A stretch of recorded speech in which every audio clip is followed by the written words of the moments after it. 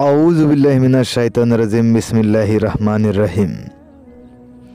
ক্বালা রাব্বি ইশরাহ লি সাদরি ওয়া ইয়াসসির লি আমরি ওয়াহলুল উকদাতাম মিন লিসানি ইয়াফকাহু কাওলি। প্রিয় দিনী ভাই ও বোনেরা, সবাইকে জানাই ইসলামিক সম্ভাষণ। আসসালামু আলাইকুম ওয়া রাহমাতুল্লাহি ওয়া বারাকাতুহু।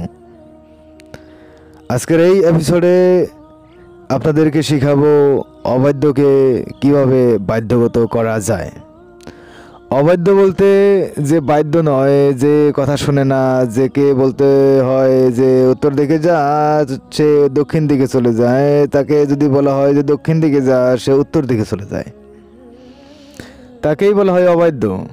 যাকে ডাকা হয় কিন্তু কান দিয়ে শুনে না, সেই অবাধ্য। তো তাকে কিভাবে বাধ্য করবেন?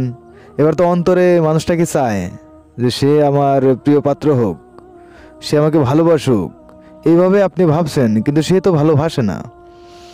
তাকে কিভাবে বাধ্য করা যায় ভালোবাসতে? আল্লাহ সুবহানাহু ওয়া তাআলার উপরে ভরসা রাখবেন এবং নিজের কর্মের উপরে ভরসা রাখবেন।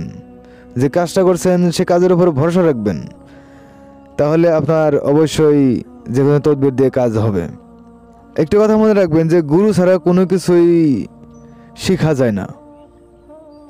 এই দেখেন, আমার ভিডিওটা যদি না দেখতেন তাহলে কোথায় আপনারা শিখতে পারতেন না, জানতে পারতেন না।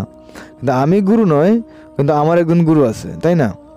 তো আমি চাই যে আপনারাও গুরু ধরে নেন, তাহলে আপনার কাজগুলো সহজ হবে। যেহেতু কি আপনি এইগুলো নিয়ে খেলা করেন, এইগুলো নিয়ে আপনি ব্যস্ত থাকেন বা এইগুলো শিখতে চান, তাহলে আমার চ্যানেলটাকে সাবস্ক্রাইব করে রাখবেন, প্লাস আপনি একজন গুরু ধরে নেবেন, তাহলে আপনার জন্য সুবিধা হবে।